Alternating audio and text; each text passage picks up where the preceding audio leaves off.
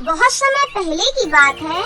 दूर किसी आदमपुर नामक गांव में एक सिंड्रेला नाम की लड़की अपने पिता रतन और माँ शबनम के साथ रहती थी। सिंड्रेला बहुत अच्छी किस्म की लड़की थी। सिंड्रेला रतन और शबनम की एक लौती बेटी थी और उन दोनों ने ही सिंड्रेला को बहुत ही लाड प्यार से पाला था। लेकिन उनके पास जितना भी होता वो सिंड्रेला के लिए करते। सिंड्रेला भी कभी किसी चीज के लिए जिद नहीं करती। रतन एक फैक्ट्री में काम करता था जिससे उनके घर में अच्छे खासे पैसे आ जाते थे। सिंड्रेला भी स्कूल में बहुत अच्छे से पढ़ाई करती थी, लेकिन सिंड्रेला में एक कमी थी, वो था उसका काला रंग। सिंड्रेला का रंग सांवला था, जिस वजह से उसे स्कूल में कई सहेलियां पसंद नहीं करती थी और हमेशा उसे चिढ़ाया करती थी। ये देखो, ये सिंड्रेला कितनी काली है, पता नहीं हमारी सहेली क्यों है। टीना, तुम ऐसा क्यों कह रही हो? अब कोई लड़की गोरी होगी तभी उसके साथ तुम दोस्ती करोगी। मैं तो तुम्हारी हर काम में मदद करती हूँ, फिर भी तुम मेरे बारे में इतना बुरा बुरा बोलती रहती हो। अरे अब तो इतनी काली है तो हम क्या कर सकते हैं? हम ही नहीं, सभी लोग तेरा मजाक बनाते हैं। मुझे उनकी या तुम्हारी बातों से कोई फर्क नहीं पड़ता। मैं स्कूल में पढ़ने आती हूँ, ना कि किसी को देखने। और मैं तुम्हें फिर से बता देना चाहती हूँ कि मुझे इन बातों से कोई फर्क नहीं पड़ता। शायद तुम्हारी सोच ही ऐसी हो, इसलिए तुम ऐसा बोलती हो। ऐसा बोलकर सिंड्रेला वहाँ से चली जाती है। इस तरह सिंड्रेला के बारे में कई लोग बातें बनाते, लेकिन सिंड्रेला को कोई फर्क नहीं पड़ता। वो अपनी जिंदगी में अपने माता पिता के साथ बहुत खुशी से रह रही थी। एक दिन सिंड्रेला के स्कूल की छुट्टी होती है, तो वो अपने पिता के पास जाती है और कहती है, पापा पापा, आज मेरे स्कूल की छुट्टी है और आप भी आज काम पर नहीं जाएंगे, तो क्यों ना हम सारे कहीं घूमने चले? हाँ, मैं भी कुछ दिनों से सोच रहा था कि तुम्हें कहीं घुमा के ले आऊं। अपनी माँ से कह दो कि वो तैयार हो जाएं और तुम भी जाकर तैयार हो जाओ। ठीक है पापा, मैं अभी तैयार होकर आती हूँ और मैं मम्मी को भी कह दूंगी। अपने पिता की ये बात सुनकर सिंड्रेला खुश हो गई। वो जल्दी से अपनी माँ के पास गई और बोली, माँ, आपको पता है पिताजी ने बोला है कि हम सब कहीं घूमने जा रहे हैं। अच्छा, ये तो बहुत अच्छी बात है। हाँ, ये बहुत अच्छी बात है। चलो अब आप तैयार हो जाओ। मैं क्या करूँगी तैयार होकर? मुझे नहीं घूमना बेटा, तुम दोनों ही चले जाओ, घूम के आ जाना। अरे माँ, अगर आप नहीं जाओगी तो घूमने में मजा नहीं आएगा। अच्छा ठीक है, तुम तैयार हो जाओ, तब तक मैं भी तैयार हो जाती हूँ। फिर सिंड्रेला तैयार होने चली जाती है। थोड़ी देर में शबनम भी तैयार हो जाती है। फिर थोड़ी देर बाद सभी घूमने के लिए निकल जाते हैं। लेकिन जब वो थोड़ी देर बाद घूम के आ रहे होते हैं, तभी अचानक से शबनम का एक्सीडेंट हो जाता है। सिंड्रेला और रतन तो किसी तरह बच जाते हैं, लेकिन शबनम की उसी वक्त मृत्यु हो जाती है।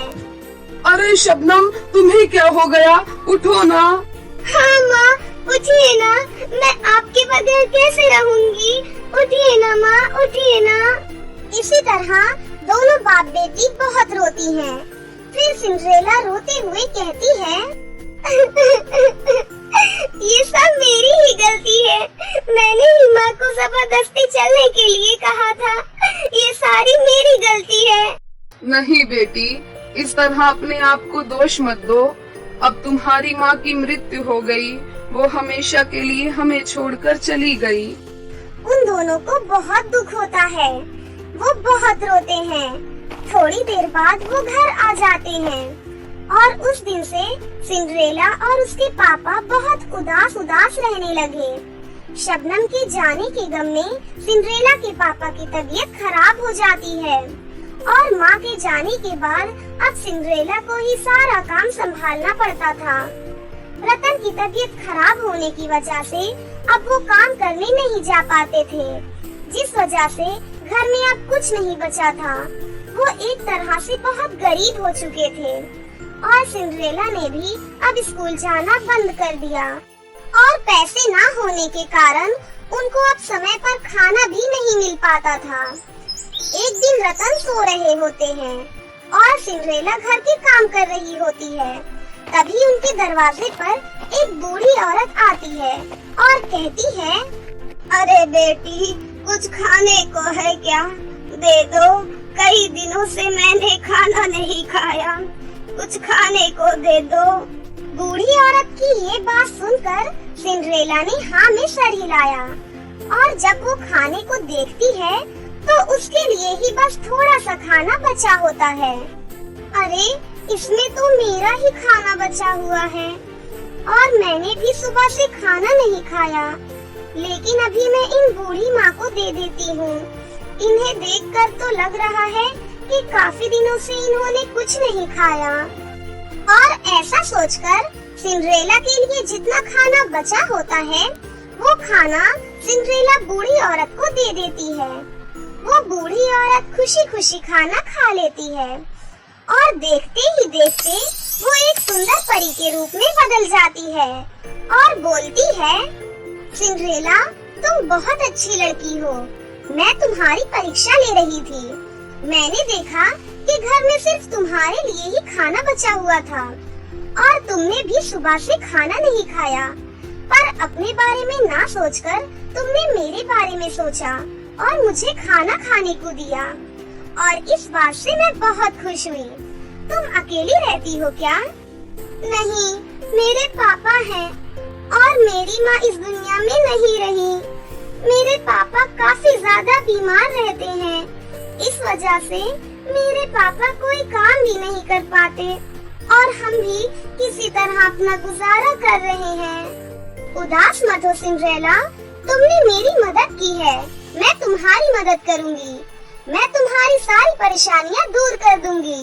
तभी परी अपनी जादुई छड़ी की मदद से वहाँ पर एक जादुई मेकअप प्रकट कर देती है और बोलती है, मुझे पता है सभी लोग तुम्हारे कालेपन के लिए ताने मारते हैं, लेकिन जब तुम इस जादुई मेकअप को लगाओगी तो तुम्हारा चेहरा गोरा हो जाएगा और तुम बहुत ही खूबसूरत दिखने लगोगी और तुम इस जादुई मेकअप से जो भी मांगोगी वो तुम्हें मिल जाएगा। क्या ये जादुई मेकअप मुझे सब कुछ देगा?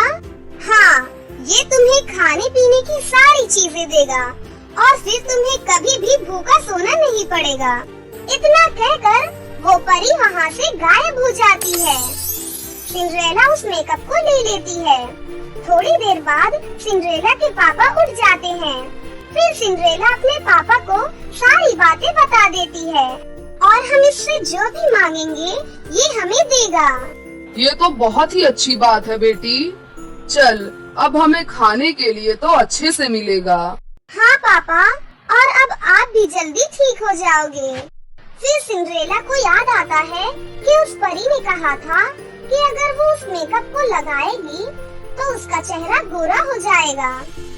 वो तुरंत ही आईने के सामने बैठ जाती है और उस मेकअप को लगाने लगती है और सच में जैसा परी ने कहा था बिल्कुल ऐसा ही होता है।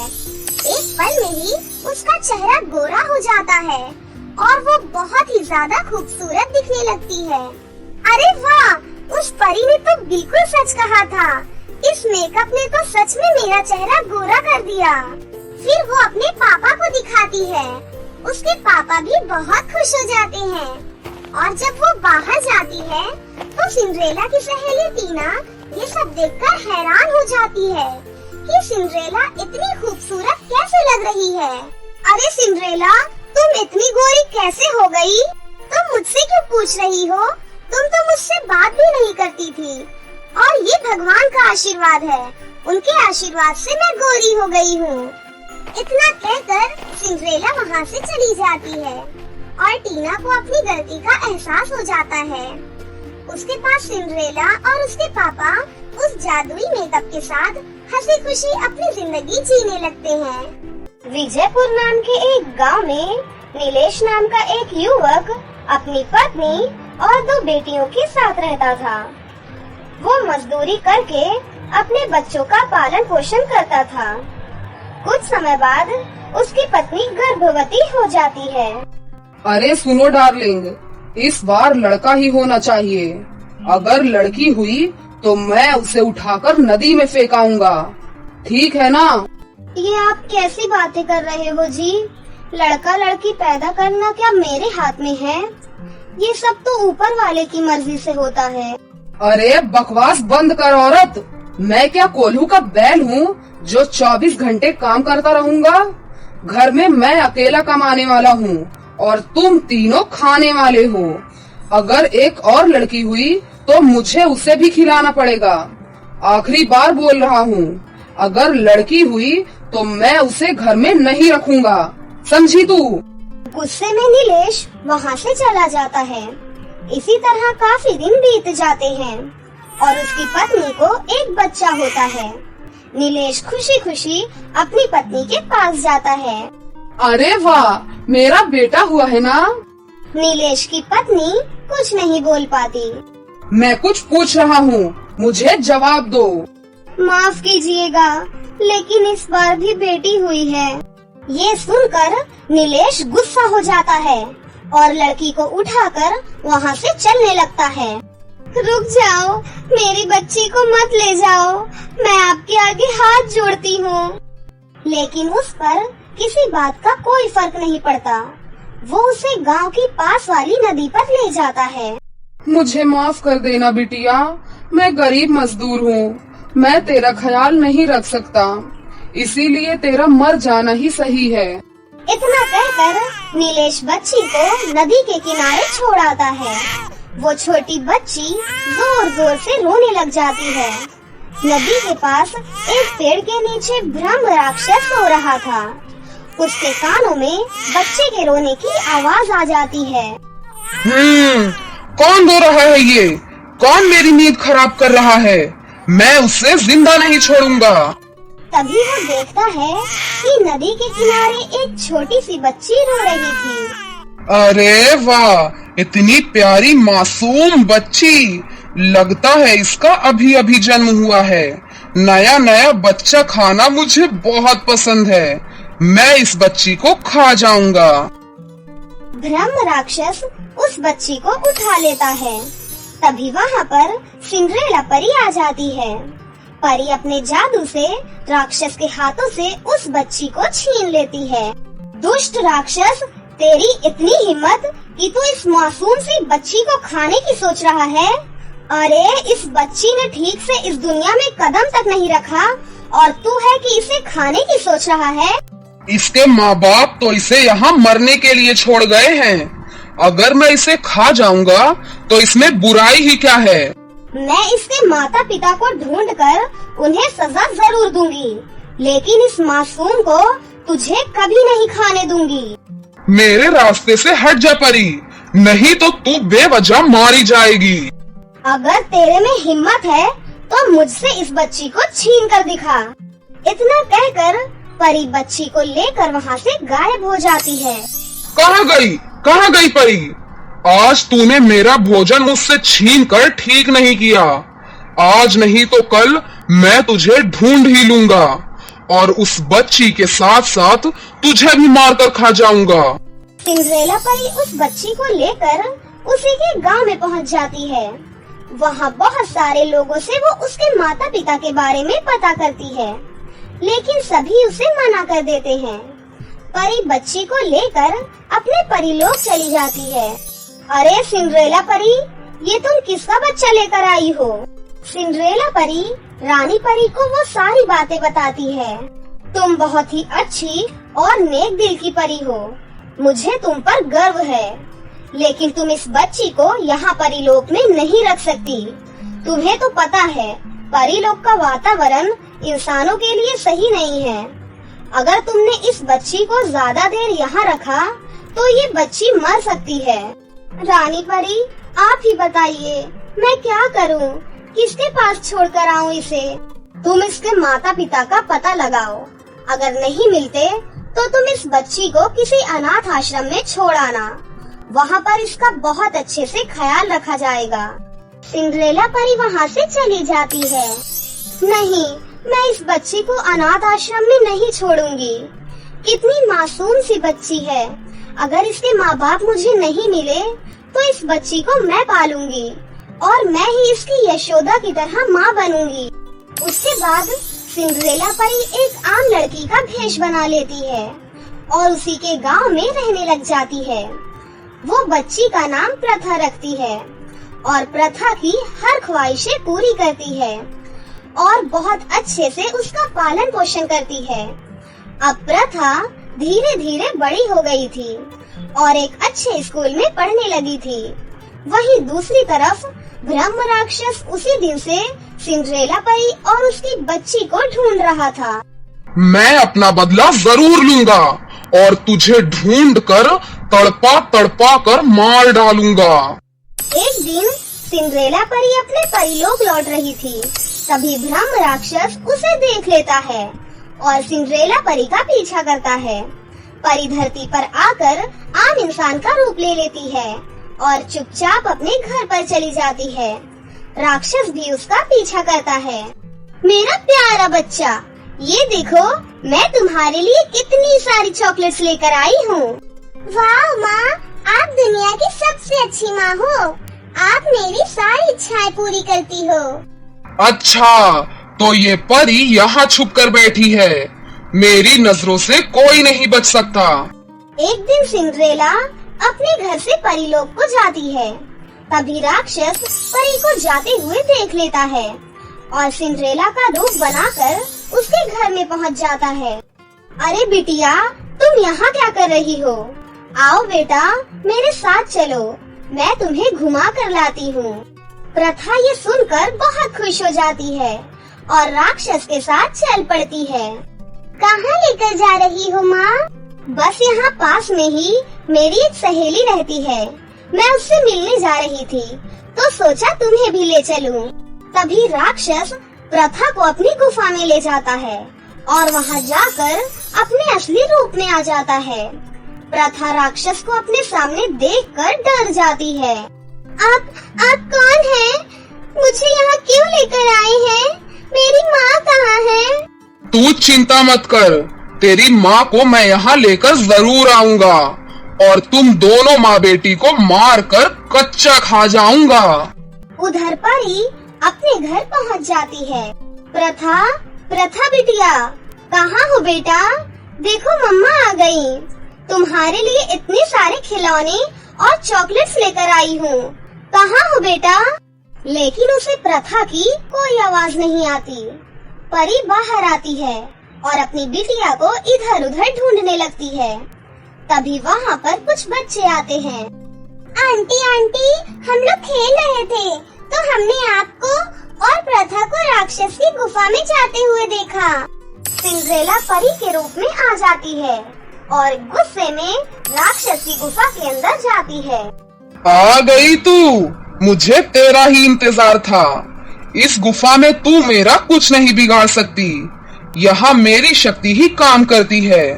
परी राक्षस के ऊपर वार करती है, लेकिन वहाँ उसकी शक्ति बिल्कुल काम नहीं करती। वो राक्षस परी को भी बंदी बना लेता है। देख राक्षस, मेरी बच्ची को छोड़ दे, नहीं तो मैं तुझे जिंदा नहीं छोड़ूंगी। परी आँख बंद करके रानी परी को याद करती है और रानी परी को सारी बातें बताती है। राक्षस दोनों को मारने के लिए अपना चाकू निकाल लेता है। तभी वहाँ पर रानी परी आ जाती है और राक्षस पर एक पवित्र जल डालकर उसे जला देती है।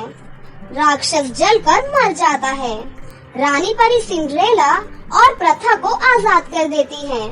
फिर सिंड्रेला प्रथा को अपनी सारी बातें बताती है। तभी गुफा के बाहर गांव वाले भी पहुंच जाते हैं। सिंड्रेला की सारी बातें गांव वाले सुन लेते हैं। तभी वहाँ पर नीलेश आ जाता है। मुझे माफ कर दो, ये मेरी बिटिया है। गरीबी की वजह से मैंने इसे मरने के लिए नदी के किनारे छोड़ दिया था। मैं तुमसे विनती करती हूँ, मेरी बेटी मुझे वापस कर दो। मेरी असली माँ और पिता मेरी परी माँ है, जिसने मुझे बचाया और मुझे इतना बड़ा किया। मैं इनको छोड़कर कभी कहीं नहीं जाऊंगी। उसके बाद से प्रथा सिंड्रेला परी के साथ ही खुशी खुशी रहने लग जाती है। बहुत समय पहले किसी गांव में सोफिया नाम की एक गरीब लड़की अपनी सास और पति के साथ रहती थी। उन दिनों सोफिया गर्भवती थी। सोफिया की सास चाहती थी कि सोफिया लड़के को ही जन्म दे, इसीलिए वो हमेशा उसे धमकी दिया करती थी। सुन बहू, मुझे पोता ही चाहिए। अगर तूने लड़की को जन्म दिया तो मैं तुझे घर से बाहर भगा दूंगी। लेकिन मम्मी जी, लड़का होगा या लड़की, ये बातें मेरे बस में तो नहीं है ना, ये तो भगवान के बस में है। देख, फालतू की बातें मत कर, हमें सिर्फ लड़का ही चाहिए। मैं तो कहती हूँ कि हम इसे डॉक्टर के पास ले जाते हैं। वो हमें 2 मिनट में ही बता देगा कि इसके पेट में कौन पल रहा है। फिर वो दोनों सोफिया को एक डॉक्टर के पास ले जाते हैं। सोफिया का चेकअप करते ही डॉक्टर हैरान रह जाता है। अरे बाप रे, तुम्हारी बहू के पेट में तो 12 लड़कियां पल रही हैं। ये सुनते ही सोफिया की सास और उसके पति के होश उड़ जाते हैं। अरे सत्यानाश हो इस कलमुही का, 12 लड़कियों को जन्म देकर ये मेरे घर को नर्क बनाना चाहती है। नहीं नहीं, मैं ये बिल्कुल बर्दाश्त नहीं कर सकती। माँ, मगर इसने 12 बेटियों को जन्म दे दिया तो हम सब तो बर्बाद हो जाएंगे। इतनी सारी लड़कियों की शादी का खर्चा हम कहाँ से उठाएंगे माँ? एक काम करते हैं, इसे घर से बाहर भगा देते हैं। उसके बाद मैं दूसरी शादी कर लूँगा और आपके लिए एक अमीर बहू लाऊंगा। फिर वो दोनों हमेशा के लिए सोफिया को अपने घर से भगा देते हैं। उसके बाद सोफिया एक घर में नौकरानी का काम मांगने के लिए जाती है। मेरे पति और मेरी सास ने मुझे घर से बाहर निकाल दिया है। मेरे पास अब गुजारे का कोई साधन नहीं है। दया करके आप मुझे अपने यहाँ नौकरानी का काम दे दीजिए। सोफिया को देखते ही वो औरत मुंह बना लेती है। अरे मुझे तो एक हट्टी कट्टी काम करने वाली नौकरानी चाहिए, और तू तो गर्भवती है, तुझसे क्या काम होगा? चल जा यहाँ से, बेकार में मेरा समय बर्बाद मत कर, चल निकल। देखिए, ऐसा मत कहिए, मैं आपको शिकायत का कोई मौका नहीं दूंगी और मन लगाकर सारे काम करूंगी। मैंने तुझसे कह दिया ना कि मुझे काम पर नहीं रखना है तुझे, फिर मेरे पीछे क्यों पड़ी है? चल चुपचाप जा यहाँ से, वरना मैं अभी झाड़ू लाकर तेरी खूब पिटाई करूंगी। ये सुनकर सोफिया घबरा कर वहाँ से चली जाती है। इसी तरह 2 दिन बीत जाते हैं और सोफिया सड़कों पर भूखी प्यासी भटक रही थी। मैं तो अपना ही गुजारा नहीं कर पा रही। कुछ ही दिनों में मेरी 12 बेटियां भी पैदा हो जाएंगी। फिर मैं अपनी बेटियों की परवरिश कैसे करूंगी? मुझे तो कुछ भी समझ में नहीं आ रहा। लगता है मुझे कहीं जाकर सुसाइड करनी पड़ेगी। मेरे सामने अब कोई रास्ता नहीं है। उसके बाद सोफिया एक नदी के किनारे सुसाइड करने पहुंच जाती है, लेकिन तभी वहां झाड़ू लगा रही एक रवीना नाम की लड़की सोफिया को देख लेती है। रवीना सोफिया के साथ कॉलेज में पढ़ती थी। अरे सोफिया, कई सालों के बाद मिली है तू। अरे वाह, तू तो गर्भवती है, लेकिन इस हालत में तू नदी के किनारे क्या करने आई है? सोफिया रोते हुए रवीना को अपनी दुख भरी कहानी सुनाने लगती है। सच में तेरी सास और तेरे पति तो बहुत ही जालिम हैं। भगवान उन्हें नर्क में भी जगह नहीं देगा। लेकिन तू चिंता मत कर, मैं तेरी मदद जरूर करूंगी। मैं एक दयालु परी को जानती हूँ जो जरूरतमंद लोगों की मदद करती है। उनका नाम सिंड्रेला परी है। तू मेरे साथ चल, सिंड्रेला परी तुझे अपने घर में सहारा जरूर देंगी। उसके बाद रवीना सोफिया को लेकर सिंड्रेला परी के घर चली जाती है। फिर रवीना सिंड्रेला परी को वो सारी बातें बता देती है। अब से तुम्हें दुखी होने की कोई जरूरत नहीं है सोफिया, तुम मेरे घर पर आराम से रह सकती हो। यहाँ तुम्हें कोई तकलीफ नहीं होगी, और वैसे भी मुझे बच्चे बहुत पसंद है। ये सुनकर सोफिया बहुत ही ज्यादा खुश हो जाती है और सिंड्रेला परी के घर पर आराम से रहने लगती है। फिर कुछ समय बाद सोफिया अपनी 12 बेटियों को जन्म देती है, लेकिन फिर कुछ ही देर बाद उसकी मृत्यु हो जाती है, जिस वजह से सिंड्रेला परी और रवीना बहुत ही ज्यादा दुखी हो जाती हैं। तभी रवीना सिंड्रेला परी से कहती है, सिंड्रेला परी, अब इन बच्चियों को कौन पालेगा? इनकी माँ तो इन्हें छोड़कर चली गई। तुम चिंता मत करो, अब इन बच्चियों को मैं पालूंगी और इन्हें माँ का प्यार भी दूंगी। उसके बाद से सिंड्रेला परी अपनी 12 बेटियों की अच्छे से परवरिश करने लगती है। फिर एक दिन सिंड्रेला परी अपनी 12 बेटियों के साथ जादुई कालीन पर सवार होकर उन्हें आसमान की ठंडी हवा में सैर करा रही थी। तभी जंगल की एक भयानक चुड़ैल सिंड्रेला परी को उसकी 12 बेटियों के साथ आसमान की सैर करते हुए देख लेती है। सिंड्रेला परी की 12 बेटियों को देखकर उस चुड़ैल को बहुत आश्चर्य होता है। अरे, इस सिंड्रेला परी के पास तो 12 बेटियां हैं। मैं इन सभी को खा जाऊंगी और इन्हें खाकर जवान हो जाऊंगी। फिर वो चुड़ैल सिंड्रेला परी का पीछा करते हुए उसके महल तक पहुंच जाती है। अरे, ये सिंड्रेला परी तो इतने बड़े आलीशान महल में रहती है। लगता है इसे कहीं से कोई खजाना मिल गया है। मुझे तो इसकी 12 बेटियां चाहिए। मैं उन्हें खाकर जवान और शक्तिशाली बन जाऊंगी और इस परी के महल पर राज करूंगी।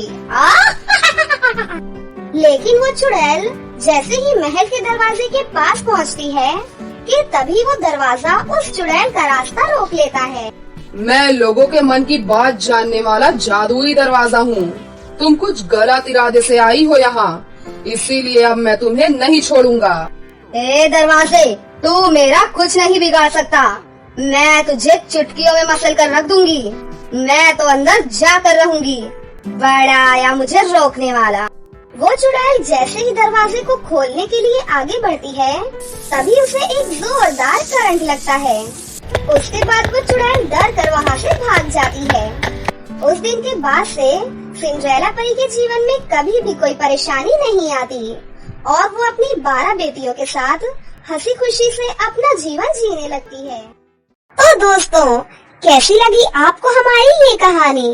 अगर आपको हमारी कहानी अच्छी लगी हो तो इसे जरूर लाइक करें। साथ ही हमारे चैनल को सब्सक्राइब भी कर लें और बेल आइकन को दबाना ना भूलें।